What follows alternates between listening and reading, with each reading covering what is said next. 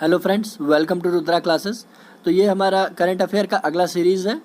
Facts की class friends अभी एक दो दिन इधर नहीं आई है और आगे आने वाले एक दो दिन में भी हो सकता है कि पॉसिबल ना हो, क्योंकि आपके करंट जो फैक्ट्स का क्लास जो मैम लेती हैं उनकी तबीयत थोड़ी ठीक नहीं चल रही है। थोड़ा सा इशू है, इस वजह से अभी वो क्लास लेने में थोड़ा सा असमर्थ हैं। फैक्ट्स की क्लास और एमसीक्यू बेसिस जो करंट अफेयर है वो मैं आपको पढ़ा रहा हूँ और अभी वो चलता रहेगा। तो फ्रेंड्स आइए चलते हैं, देखते हैं कि द हिंदू में कौन से बड़े इंपॉर्टेंट क्वेश्चंस कल और आज में रहे हुए हैं, और कुछ क्वेश्चन फ्रेंड्स आज का रह गया है उसको कल नेक्स्ट लेक्चर में ऐड कर दिया जाएगा, क्योंकि आज का वीडियो काफ़ी ज़्यादा लंबा हो जा रहा था, तो इस वजह से थोड़ा सा इसको शॉर्ट कर दिया गया है। और फ्रेंड्स अगर आपको ये वीडियो पसंद आता हो तो please do like, share, subscribe भी ज़रूर करिए। और फ्रेंड्स हमारा इंस्टाग्राम पे भी चैनल है जिसका लिंक आपके डिस्क्रिप्शन बॉक्स में दे दिया गया है, वहाँ भी एमसीक्यू का पोस्ट हम लोग डालते रहते हैं, आप वहाँ भी एक क्विज़ प्ले कर सकते हैं। तो आइए चलते हैं, हम अपना क्वेश्चंस देखते हैं आज का।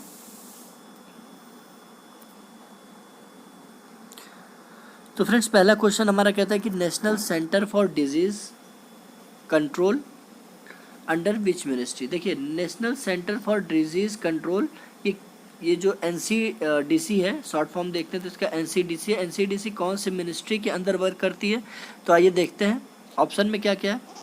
ऑप्शन कह रहा है, पहला ऑप्शन कह रहा है कि ministry of health and family welfare. दूसरा ऑप्शन कह रहा है मिनिस्ट्री ऑफ आयुष।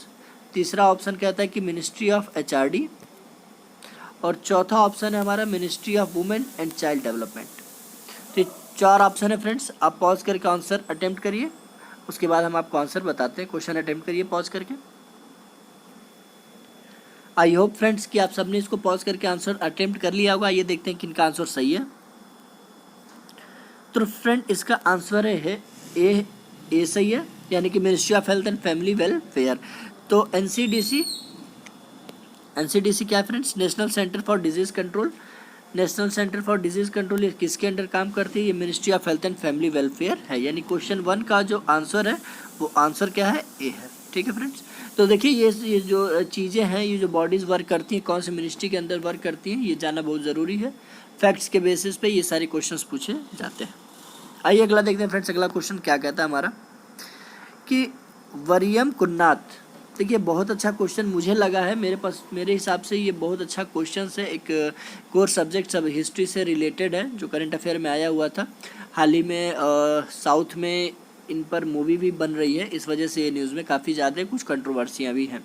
तो क्वेश्चन देख लेते हैं फ्रेंड्स। वरियम कुन्नाथ कुन्हामेद हाजी ये फ्रीडम फाइटर थे और ये कौन से रेबिलियन से एसोसिएटेड थे, ये आपको बताना है। फिर से बताता हूँ, वरियम कुन्नाथ कुन्हामेद हाजी ये फ्रीडम फाइटर थे, ये कौन से रेबिलियन से एसोसिएटेड थे, ये आपको बताना है। फ्रेंड्स देखिए पहला ऑप्शन क्या है हमारा? पहला ऑप्शन कहता है कि संथल रेबिलियन से जुड़े हुए थे। दूसरा कहता है कि रिबिलियन ऑफ 1857। तीसरा है मोपला रेबिलियन और चौथा है गोंड अपराइजिंग। तो फ्रेंड्स आप सब पॉज करके आंसर अटेम्प्ट करिए, फिर हम बताते हैं इसका आंसर क्या है। तो फ्रेंड्स आई होप आप सबने आंसर अटेम्प्ट कर लिया होगा। चलिए देखते हैं किनका आंसर सही है। तो फ्रेंड्स इसका आंसर है सी, यानी कि ये मोपला रिबिलियन से जुड़े हुए थे, यानी कि इसको मालाबार रिबिलियन भी कहते हैं, मोपला। और ये जो मोपला थे ये मुस्लिम्स ये मुस्लिम्स जितने मोपलास थे ये सारे मुस्लिम थे। थोड़ा सा आपको और इसका फैक्ट्स थोड़ा सा बेस बता देता हूँ कि खिलजी के टाइम पे जो हमारा खिलजी का सेनापति था मलिकाफुर, जो साउथ में केरल तक गया था, उसने वहाँ पर जाके कुछ कन्वर्जन्स का काम किया था। तो जो उसने कन्वर्जन किया था, जिन लोग मुस्लिम्स में तब्दील हुए थे वो सारे मोपला थे। तो वही जो है मोपला मुस्लिम जो है वो कन्वर्टेड मुस्लिम्स हैं। किसके टाइम पे? खिलजी के टाइम पे। और कौन कराया था? मलिकाफुर ने कराया था, केरला के साइड में मालाबार कोस्ट के पास। इसी वजह से उन्हें मोपला कहते हैं। तो वो सारे Moplas are these all are Muslims. और इनके जो रेबिलियन हुए थे इन्हें मोपला रेबिलियन कहते हैं और मालाबार रेबिलियन भी कहते हैं। तो आई होप कि अब मोपला को लेके कोई डाउट नहीं होगा आप लोग के पास। तो फ्रेंड्स अब हम फिर से क्वेश्चन देख लेते हैं एक बार। क्या कह रहा है क्वेश्चन? क्या कह रहा है कि वरियम कुन्नाथ कुन्हामेद हाजी फ्रीडम फाइटर किससे एसोसिएटेड थे? ये मोपला रेबिलियन से एसोसिएटेड थे। मोपला रेबिलियन मालाबार कोस्ट पे ये कहाँ पे है फ्रेंड्स? ये आपके हैं केरल में। आइए फ्रेंड्स आगे देखते हैं next question. What do you understand by dexamethasone? Dexamethasone, आप डेक्सामेथासोन से क्या समझते हैं? मैंने 4 ऑप्शंस दिए हैं, आपको ऑप्शन देखना और आंसर बताना। पहला ऑप्शन कहता है कि डेक्सामेथासोन एक मेडिसिन है जो टीबी पेशेंट के लिए यूज किया जाता है। दूसरा ऑप्शन कहता है मलेरियल डिजीज के लिए यूज किया जाता है। तीसरा कहता है कि ये fast acting class of drugs है कोरोना पेशेंट के लिए, ठीक है। और चौथा ऑप्शन है कि ड्रग, ये जो डायबिटीज़ में ये ड्रग यूज़ किया जाता है डायबिटिक पेशेंट के लिए। तो फ्रेंड्स आप सब पॉज करके इसको अटेम्प्ट करिए, फिर हम बताते हैं इसका आंसर क्या है। तो फ्रेंड्स आई होप आप सब ने इसका आंसर अटेम्प्ट कर लिया होगा। चलिए देखते हैं इसका आंसर क्या है। तो फ्रेंड्स इसका आंसर सी है, यानी कि ये fast acting class of drugs for corona patient है, ठीक है। अब थोड़ा सा फैक्ट्स भी देख लेंगे फ्रेंड्स। ये जो डेक्सामेथासोन ये जो मेडिसिन है, ये मेडिसिन किसके द्वारा लॉन्च किया गया? अमेरिकन कंपनीज द्वारा लॉन्च किया गया है। ये अमेरिकन ड्रग है डेक्सामेथासोन, ठीक है। Fast acting class of drugs है कोरोना पेशेंट के लिए। उनके जो बॉडी में इन्फ्लेमेशंस होते हैं, जो एकिंग होती है, सारी चीज़ों के लिए फास्ट रिलीफ प्रोवाइड कराता है ये डेक्सामेथासोन। कोरोना पेशेंट के लिए यूज होता है, याद रखिएगा। हाल ही में ये न्यूज़ में था, बहुत ज़्यादा चर्चा में था, इस वजह से इसको हम अपने करंट अफेयर्स में लेके आए हैं। क्योंकि यूपीएससी या यूपीपीसी से ऐसे क्वेश्चन ऐसे दवाओं का सिर्फ नाम दे के पूछ सकती है कि आप इससे क्या समझते हैं या क्या जानते हैं आप इसके बारे में। तो डेक्सामेथासोन एक fast acting class of drugs है कोरोना पेशेंट के लिए। देखिए ये बहुत important, fast acting class of drug मतलब बहुत इंस्टेंट रिलीफ प्रोवाइड कराती है। अगला क्वेश्चन है हमारा friends, which of the following statement is correct? कौन सा स्टेटमेंट सही है? देखिए थोड़ा सा इसमें मिसिंग है कि which of the following statement is correct about अनक्लॉज। तो अनक्लॉज के बारे में कौन सा स्टेटमेंट करेक्ट है? अनक्लॉज क्या है friends? United Nation convention on law of sea, ठीक है। United Nation convention in law of sea, तो ये है अनक्लॉज, UNCLOS। अच्छे से देख लीजिए फ्रेंड्स, आप लोग अपने नोट्स में अगर कहीं इसको बना रहे होंगे तो इसको नोट कर लीजिएगा कि अनक्लॉज के बारे में कौन सा स्टेटमेंट सही है। तो यहाँ पे मैं लिख देता हूँ फिर से। पहला स्टेटमेंट कहता है कि ये 1982 इंटरनेशनल एग्रीमेंट है that defines the rights of nation to the world ocean, ठीक है। नेशंस के वर्ल्ड्स के ओशियंस पे जो राइट्स है उसको डिफाइन करता है ये एग्रीमेंट, 1982 का ये एग्रीमेंट है। दूसरा ऑप्शन कहता है कि 164 सिग्नेटरी मेंबर्स हैं इसके टोटल, ठीक है फ्रेंड्स। टोटल इसके कितने मेंबर्स हैं? 164 सिग्नेटरी मेंबर्स हैं। तो फ्रेंड्स आइए देखते हैं फिर इसका आंसर क्या होगा। पहले आप सब पॉज करके इसको अटेम्प्ट कर लीजिए, फिर हम इसका आंसर बताते हैं।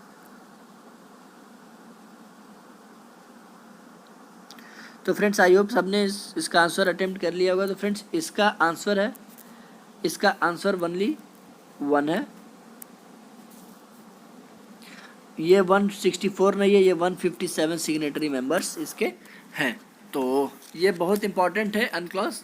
ये 1982 का एग्रीमेंट था फ्रेंड्स, और इस एग्रीमेंट में क्या है कि यूनाइटेड नेशंस द्वारा एक वर्ल्ड के जो ओशियंस है उसमें कौन से नेशंस का कितना राइट है, आपका ओशियंस पे कितना राइट है, इसको डिफाइन करता है। और साथ में ये डिटरमाइन भी करता है ये मैरीटाइम, जो ऐसे अगर मैरीटाइम है और इसके सराउंडिंग में जो भी नेशंस है, तो कौन से नेशंस का इस पर कितना सोवरेन राइट्स है, कितना इस पर जुरिस्डिक्शन है, कितना लेजिटिमेट इंटरेस्ट है उनका मैरीटाइम जोन्स पे, इन सबको डिफाइन करने का ये काम करता है। तो फ्रेंड्स कुछ पॉइंट्स मैं बोल रहा हूँ, आप इसको नोट कर लीजिए। देखिए हर पॉइंट लिखना पॉसिबल नहीं होता है, तो क्या मैं बोल रहा हूँ कि ये बेसिस फॉर डिटरमाइनिंग, प्लीज़ लिखिए इसको, basis for determining maritime entitlement, sovereign right, jurisdiction and legitimate interest over maritime zone.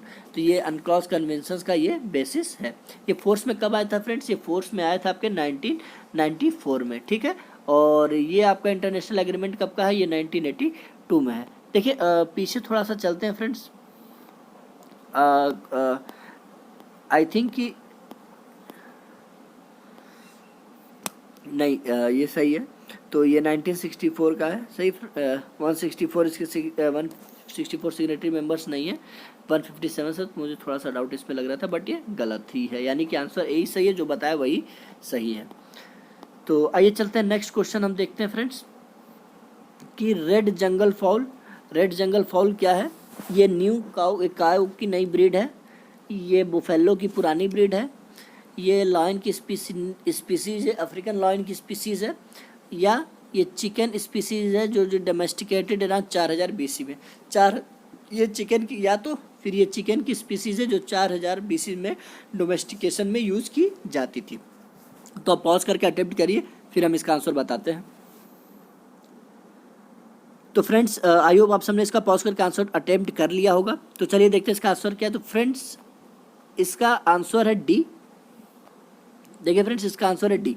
ये चिकन की स्पीसीज है, रेड जंगल फॉल। इस चिकन की स्पीसीज है जो 4000 BC में डोमेस्टिकेशन में यूज़ किया जाता था। क्यों? ये देखिए फ्रेंड्स ये न्यूज़ में बहुत ज़्यादा है, क्योंकि अभी हाल ही में हमारे जो आर्कियोलॉजिस्ट हैं इन्होंने ये फाइंड किया है कि चिकन का जो है सबसे पहले डोमेस्टिकेशन कहाँ पे होता था? साउथ वेस्टर्न चाइना में होता था। साउथ वेस्टर्न चाइना में होता था सबसे पहले इनका डोमेस्टिकेशन कहाँ होता था। फ्रेंड्स प्लीज़ इस पॉइंट्स को नोट कर लीजिएगा, ये न्यूज़ में था, बहुत इंपॉर्टेंट मुझे लगा, इस वजह से मैं यहाँ पे लेके आया। साउथ वेस्टर्न चाइना में, नॉर्दर्न थाईलैंड में, ठीक है, और ये म्यांमार में, ठीक है फ्रेंड्स। ये इन जगहों पे ये डोमेस्टिकेशन के लिए सबसे पहले यहीं पे यूज किया जाता था। कहाँ कहाँ पे फ्रेंड्स? चाइना में, थाईलैंड में और म्यांमार में। तो बहुत इंपॉर्टेंट है, इसको देख लीजिएगा फ्रेंड्स। और इसका जो जीनोम है, देखिए जीनोम भी हम देख लेते हैं इसका क्या है। इसका जो जीनोम था, इस जो फाइंड किया गया फ्रेंड्स, इसका जीनोम है 863 जीनोम्स का ये, ठीक है।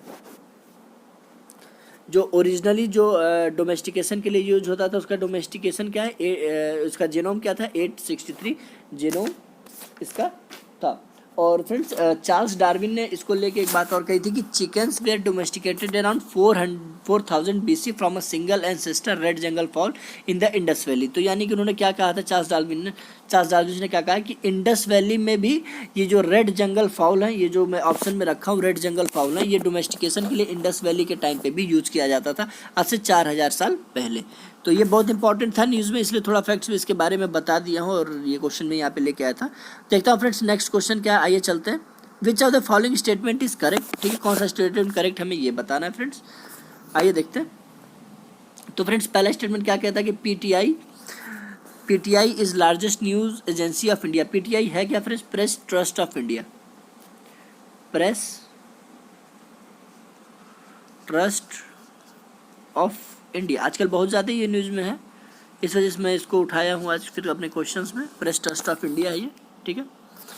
आई होप सबको फुल फॉर्म इसका तो अभी तक क्लियर हो गया होगा। तो प्रेस ट्रस्ट ऑफ इंडिया जो है इंडिया की लार्जेस्ट न्यूज़ एजेंसी है। दूसरा ऑप्शन कहता है कि इसका हेडक्वार्टर न्यू दिल्ली में है। तीसरा कहता है कि area served under it is world wide. तो area served under it's world wide, ठीक है फ्रेंड्स। पहला क्या कहता है PTI largest news agency India की, दूसरा कहता है हेडक्वार्टर इसका न्यू दिल्ली में, तीसरा कहता है कि इसका जो सर्व्ड एरिया है वो वर्ल्ड वाइड है, और चौथा ऑप्शन कहता है कि all of the above option is correct, मतलब ऊपर दिए गए सारे ऑप्शन सही हैं। तो आप लोग इसको पॉज करके अटेम्प्ट करिए, फिर मैं इसका आंसर आप लोगों को बताता हूँ। तो फ्रेंड्स आई होप आप सब ने इसका पॉज करके आंसर अटेम्प्ट कर लिया होगा। आइए देखते हैं इसका ऑप्शन क्या है। तो इसका आंसर देखते हैं फ्रेंड्स, इसका आंसर है डी, यानी कि जिन लोगों ने डी मारा उसका आंसर सही है, ऑल ऑफ दी एबव, यानी कि PTI largest news agency of India भी है, हेडक्वार्टर इसका न्यू दिल्ली में है, जो एरिया सर्व्ड होता है इसके अंडर ये वर्ल्ड वाइड होता है। और फ्रेंड्स ये जो है कब फाउंड किया, आइए थोड़ा सा इसके बारे में देख लेते हैं। तो पीटीआई जो है, पीटीआई कब फाउंड हुआ था? पीटीआई फाउंड हुआ था 27 अगस्त 1947 को। ये पॉज हुआ था, 27 अगस्त 1947 को ये इसको फाउंड किया गया था। और इसके समय चेयरमैन कौन है? विजय कुमार छापरा।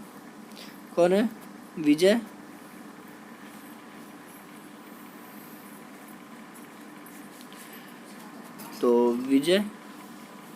कुमार छापरा इसके जो है फ्रेंड्स चेयरमैन है। तो फर्स्टली और सबसे पहले जो है ये जो है किससे, it was associated press of India. तो देखिए पीटीआई जो है अब इसका नया फॉर्म है 1947 के बाद जो नया फाउंड हुआ था। इसके पहले क्या नाम था इसका? सबसे पहले 1905 में ये बना था और इसका नाम था एसोसिएटेड प्रेस ऑफ इंडिया, यानी कि एपीआई सबसे पहले एपीआई था। एपीआई कब था? 1905 में था और इसका फुल फॉर्म था कि एसोसिएटेड प्रेस ऑफ इंडिया। सबसे पहले ये था, बाद में चेंज होते हुए ये यहाँ तक पीटीआई बन गया है। तो ये था हमारा क्वेश्चन फ्रेंड्स। देखिए लास्ट क्वेश्चन है, आइए देखते हैं इसका लास्ट क्वेश्चन हमारा क्या कहता है। तो फ्रेंड्स क्वेश्चन है कि CXR, QXR, जीन एक्सपर्ट और मॉलिकुलर टेस्टिंग, ये सारे टेस्टिंग किसके लिए यूज किए जाते हैं? तो ये बहुत इंपॉर्टेंट है, न्यूज़ में काफ़ी था, इसको तो देखते हैं। पहला ऑप्शन कहता है कि ये टेस्ट किया जाता है टीबी के लिए, दूसरा ऑप्शन कहता है कि कोविड-19 के लिए यूज़ किया जाता है, तीसरा कहता है कि कॉलरा को एलिमिनेट करने के लिए, और चौथा ऑप्शन कहता है कि हार्ट की सर्जरी में ये सारे टेस्ट किए जाते हैं। तो पहले आप सब इसको पॉज करके अटेम्प्ट करिए, फिर मैं बताता हूँ इसका आंसर क्या है। तो फ्रेंड्स आई होप आप सबने पॉज करके अटेम्प्ट कर लिया होगा। तो इसका आंसर है टीबी। टीबी के लिए सारे टेस्ट यूज किए जाते हैं। फिर से देखते हैं कौन कौन से हैं। यह CXR है, देखिए QXR है, जीन एक्सपर्ट है, मॉलिकुलर टेस्टिंग, ये सारे टेस्टिंग किसके लिए यूज़ किए जाते हैं? टीबी के लिए यूज किए जाते हैं। देखिए फ्रेंड्स न्यूज़ में क्यों था ये, जैसे हमारे वहाँ सबसे ज़्यादा, इंडिया में सबसे ज़्यादा डेथ टीबी की वजह से होता है, इसलिए गवर्नमेंट का जो टारगेट है 2025 से जो टारगेट था इसका कि टीबी को एलिमिनेट करने का, लेकिन अभी देख रहे हैं कोविड-19 की वजह से सारे जो भी गवर्नमेंट हॉस्पिटल्स हैं ये सारे कोविड के इलाज की तरफ मोबिलाइज्ड हैं। अभी टीबी की तरफ ज़्यादा ध्यान नहीं दिया जा पा रहा है। इस वजह से इसको जो रोकने की प्रक्रिया थी 2025 तक, इसके लिए जो गवर्नमेंट वर्क करी थी, इसके फील्ड में काफ़ी ज़्यादा स्लो हो गई है कोरोना की वजह से। तो जो कोरोना एक पैंडेमिक है वो अपने पीछे भी एक बड़ा पैंडेमिक क्रिएट कर रहा है, जैसे कि टीबी का इलाज नहीं हो पा रहा है। इस वजह से ये काफ़ी न्यूज़ में था। अभी 50,000 ऐसे कोरोना टीबी के पेशेंट्स थे जिनका असेसमेंट करके जिनकी चीज़ें चल रही थी, जिनमें टेस्ट किया गया था टीबी, और अभी तो बाद में फिर कोरोना होने के लॉकडाउन के बाद इन सारी प्रक्रियाओं के बीच में लोगों का आता पता नहीं है। इस वजह से थोड़ा सा ये पैनिक है गवर्नमेंट के लिए, और टीबी को एलिमिनेट भी करना था, तो जो कि नहीं हो पाया है। तो फ्रेंड्स इस वजह से ये न्यूज़ में था, और ये भी सजेस्ट किया गया है द हिंदू न्यूज़ के हिसाब से, ऑथर ने ये भी सजेस्ट किया गवर्नमेंट को कि कोरोना के टेस्ट और टीबी के टेस्ट को साथ लेकर चला जाए, क्योंकि हमारे लिए टीबी भी पैंडेमिक है जैसे कोरोना पैंडेमिक है। तो इस वजह से टीबी काफ़ी ज़्यादा न्यूज़ में था, और ये सारे टेस्टिंग इसके न्यूज़ में आए हुए थे जो हमने आप लोगों से डिस्कस किया। तो फ्रेंड्स आज के लिए इतना ही। ये सारे मोस्ट इंपॉर्टेंट द हिंदू के न्यूज़ थे, करंट अफेयर्स हैं, जो मैं आप लोगों को लेके आया हूँ। तो अगर आप लोगों को पसंद आया तो please do like share subscribe ज़रूर करिएगा। आज के लिए इतना ही, मिलते हैं नेक्स्ट लेक्चर में। जय हिंद।